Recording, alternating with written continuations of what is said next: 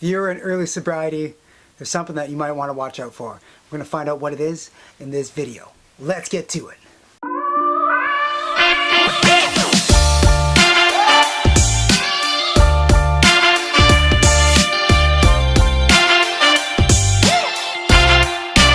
Guys, I'm AC, the Sober Life Coach, and on this channel we help problem drinkers just like you escape alcohol and live a happy, sober life. If you like this video, please like, share, and subscribe. And if you get anything from this, please share it with someone who you think has a problem with drinking, or maybe you yourself have a problem with drinking and you're just kind of wondering what the hell this pink cloud syndrome is and what exactly is going on with this pink cloud syndrome. You know, it was one of those things that I heard about a long time ago, and it kind of crept back into my consciousness here again, and I thought I would make a quick video about it. So I'm going to talk about what is the pink cloud syndrome. Well, basically it's a euphoric feeling you get after you quit drinking. It can happen a week, it can happen 2 weeks, apparently it can happen a year, 2 years, 3 years after you quit drinking. It's one of those things where you're kind of on cloud nine, you think nothing can go wrong, you think that you know, your sobriety is one of those things that'll last forever, and you know, and some people say that eventually that leads to relapse because you know you're not working on your recovery, and I can understand that. I get that. That could lead to relapse. But my point in this video is making this video is I was thinking, well, you know what, pink cloud syndrome isn't just in alcohol. Pink cloud syndrome is in every single thing you do.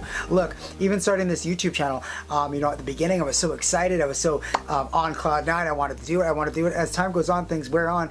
You know, you're on cloud nine first of all when you start out, and then eventually, you know, that kind of wears down and you have to get into the grind of things. You have to work on your stuff, and especially in sobriety.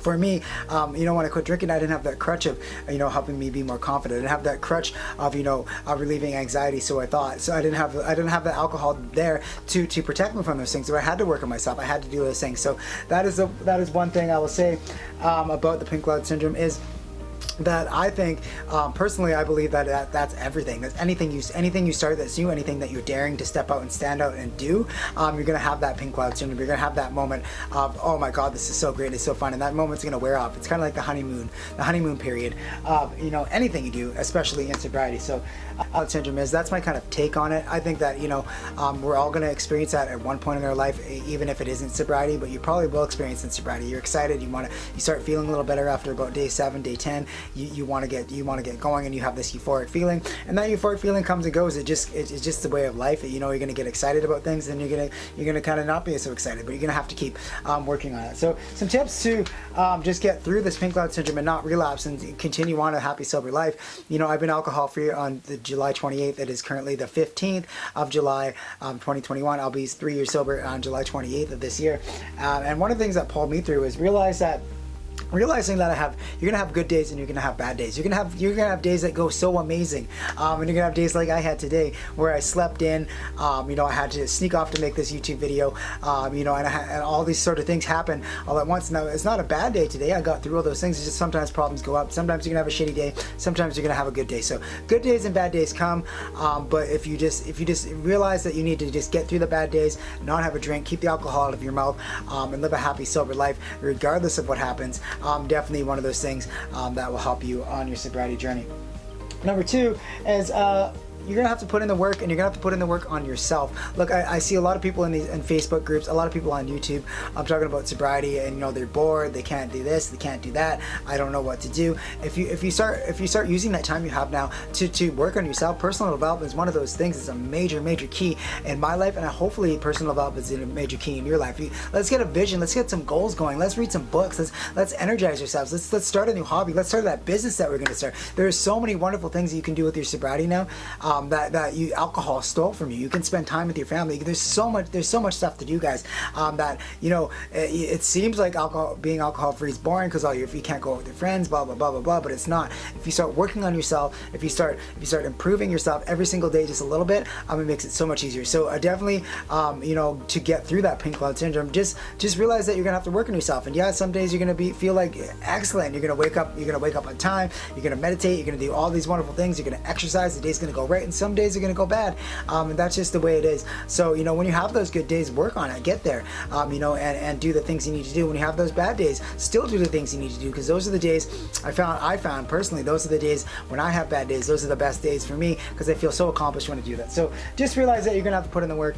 especially on yourself, especially on your sobriety. So you're gonna have to learn how to relieve your stress. You're gonna have to learn how to, do have some sober first. Maybe talking to your spouse the first time sober in a long time. Maybe talking to your kids. Maybe some people who are going to work drunk right now. Maybe going to work for the first time sober is one of those things. All those sober first are gonna be things that you're gonna have to deal with if you're feeling good or not. So definitely one of those things you're gonna want to check out. And then number 3. And just get more things in your sober toolbox. Get more things in there. Like journaling is a great thing. I recommend that all the time. For me, meditation is one of those things that helps me. I know, like today, I didn't get to meditate, and I feel a little bit off today. But if you have a daily practice of meditation and you try to stick to it, you will feel better. Meditation is amazing to rewire your brain and get it. So meditation, journaling, and state management, exercise, all those things combined together are going to help you not only live a happy sober life, but they're going to help you in all areas of your life. So get a sober toolbox, get together and just figure out with somebody.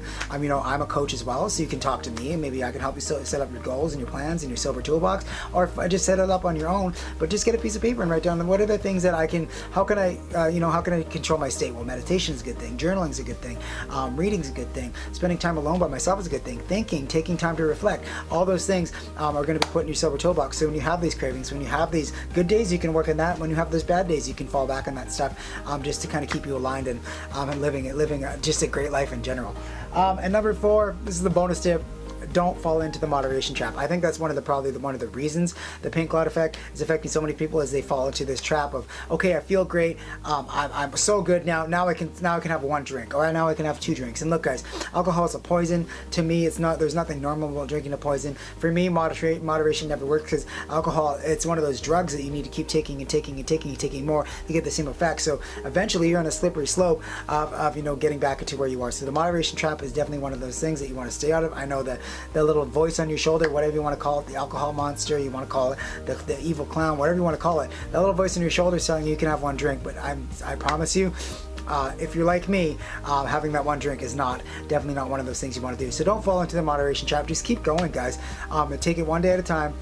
And just keep going and going, and eventually alcohol won't even be in your life, because you become a new person, a new sober person that doesn't even need alcohol in their life at all. Oh man, I'm so excited about this topic. I hope you guys are excited too. If you have that euphoric feeling, just give me a comment below. What are some tips that you have for someone else who maybe is going through that as well? If you've gone through that, maybe you relapsed because of it. What are some tips? Do you think that my perception of this is accurate, or do you have a different perception? Because the sobriety it's not one straight path. There's many ways to live a happy sober life. So anyways, guys, I'm the Sober Life Coach AC. You can find me here on YouTube. You can also find me at the Dare to Be Sober free stop drinking and alcohol recovery community. You can find us there on Facebook. It's definitely a good community. I do lives in there. We post a lot of things in there. So if you want to give me join my group, that would be perfect. There's hundreds of members that are in there waiting for you to discuss how to live a happy sober life. And you can also do one-on-one coaching. Just there's a link below, just to have a discovery session, see if we're a good fit to get into the coaching program. Anyways, guys, have such a beautiful day, and we will see you guys on Friday for another video.